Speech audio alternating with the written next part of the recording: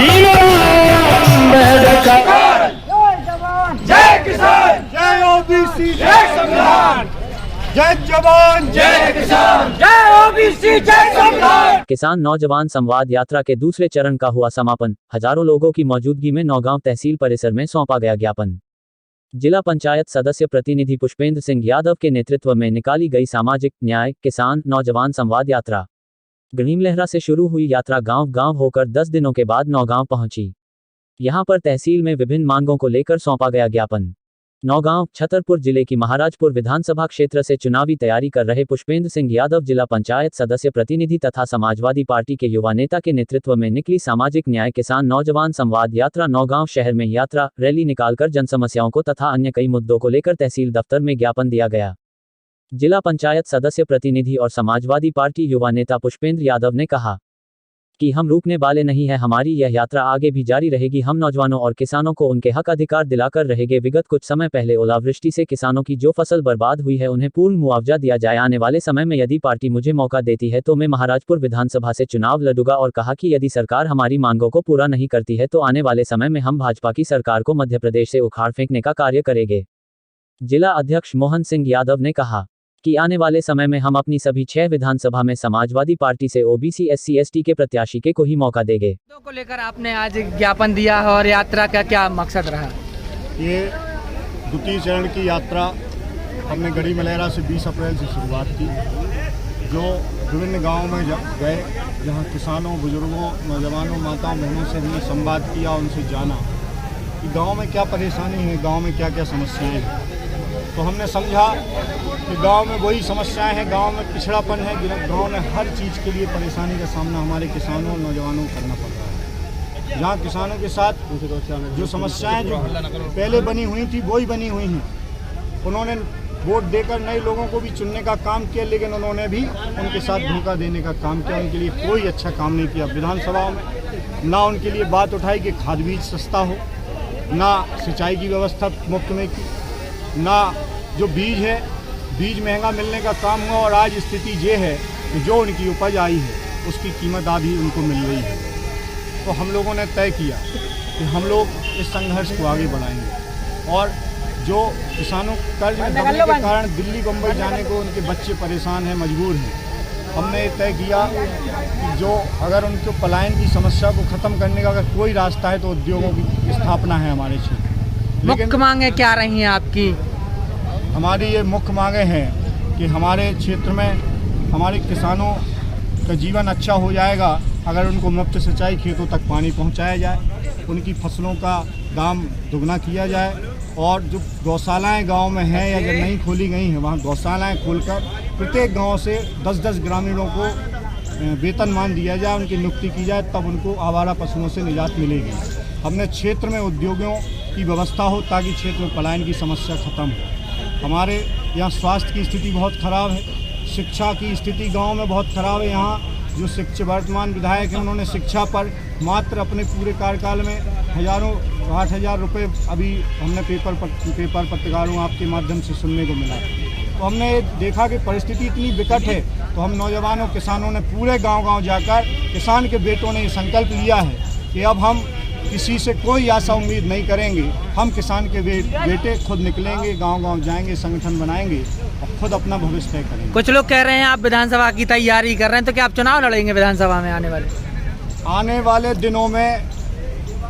हम लड़ें या कोई लड़े ये तो अब किसान लोग तय करेंगे, क्योंकि जिन किसानों के वोटों को ये खरीदने का प्रयास करते हैं राजनीतिक दल, दोनों बड़े दल भाजपा और कांग्रेस, कभी सिलेंडर के नाम पे, कभी हमारी माताओं बहनों को लाइन में लगाकर 1-2 बार किस्तें देंगे, उसके बाद योजना बंद कर देंगे। और उससे पहले कांग्रेस ने भी ठगने का काम किया।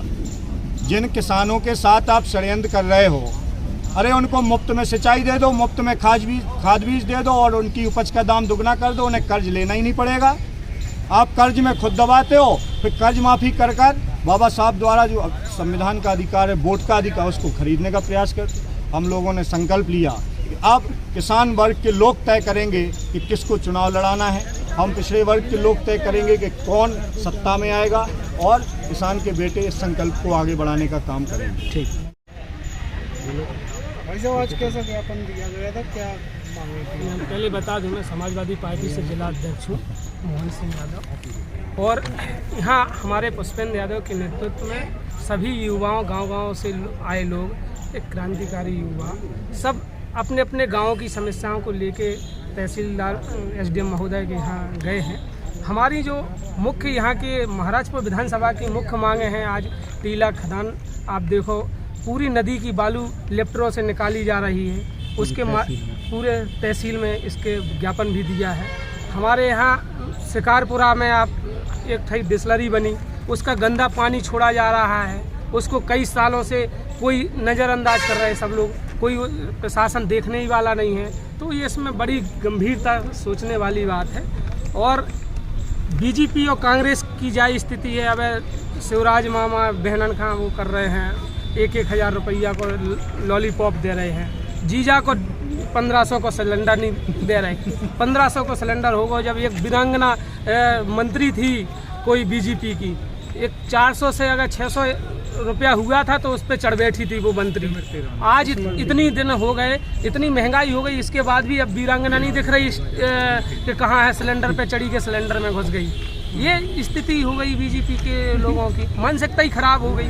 तो हम लोग मांग कर रहे हैं प्रशासन से कि हमारे लोगों को भटकाओ मत, हमारे लोगों को तो बालू का आरोप लगाया आपने, तो कौन कर रहा है उत्खनन? कांग्रेस के नेता कर रहे हैं, बीजेपी के नेता? दोनों मिली भगत है, दो ही मौसेरे चोर मौसेरे भाई हैं। चाहे कांग्रेस का नेता कोई दिखा रहा है आपको कभी किसी प्रकार का विरोध कर रहा है? नहीं कर रहा है, कोई विरोध नहीं कर रहा है, सब मिली भगत है सब लोगों की। विकास के उसमें आप लोगों ने आज ज्ञापन दिया कि खनन हाँ बिल्कुल, खनन बंद नहीं कराना चाहते हम, तो खनन सब्याय बंद कराना चाहते हैं, हमें उससे कोई मतलब नहीं है। खनन बंद हो जाएगा तो लीगल प्रोसेस है, जो लीगल प्रोसेस है उस हिसाब से करना चाहिए। ये तो पूरी नदी की नदी उठाए ले बगे, डंप लगे हुए हैं, आप जगह जगह देखिए, इतने बड़े बड़े डंप लगा दिए हमने, तो हम समझ रहे थे पारवा लगे ये, तो मतलब यही नहीं है उनमें। कई प्रत्याशी SC ST OBC के तैयारी कर रहे हैं, तो क्या एक संयुक्त प्रत्याशी दे पाएंगे आप लोग या आपस में ही लड़? हाँ, ये आपने बहुत अच्छी मुद्दे की बात कही है। हम प्रत्याशी देंगे, OBC का प्रत्याशी देंगे, और हम तो समाजवादी पार्टी से 4 प्रत्याशी ऐसे देंगे। एक कुशवाहा समाज में प्रत्याशी देंगे, एक अहरवार समाज से प्रत्याशी देंगे, एक हम यादव समाज से प्रत्याशी देंगे, एक हम पटेल समाज से प्रत्याशी देंगे। हमारे पास 6 विधानसभाएं हैं, हम एक सभी को OBC के लोगों को बांट के देंगे। ऐसा नहीं है कि हम लोग नहीं देंगे, सभी लोगों को देंगे। हम तो सभी को साथ में लेके चलने वाले लोगों में से हैं, और माननीय मुलायम सिंह की नीति रही है कि हम सबको साथ लेके सबको विकास की ओर लेके जाएंगे। ये पुष्पेंद्र सिंह यादव, जिला पंचायत सदस्य प्रतिनिधि अलीपुरा के द्वारा कई किसानों के द्वारा ज्ञापन दिया गया है। जो समस्याएँ हैं, कई समस्याओं को अवगत कराया है। इन समस्याओं के बारे में नेता महोदय को, शासन को ज्ञापन दिया जाएगा, और जो उनकी वैधानिक मांगे हैं वो पूरी की जाएगी। मुख्य मांगे क्या रही सर? कई मांगे हैं उसमें, उनको सबको देखा जाएगा, और जो भी होगी वैधानिक कार्रवाई की जाएगी। वीडियो को लाइक कर दो और चैनल को सब्सक्राइब कर दो। अरे भैया, आप ऐसे इतना प्यार से बोलोगे तो ये लाइक भी नहीं करेंगे और सब्सक्राइब भी नहीं करेंगे। नहीं छोटू, ऐसी कोई बात नहीं है, ये लोग बहुत ही अच्छे, मुझे पता है। वीडियो को लाइक भी करेंगे और चैनल को सब्सक्राइब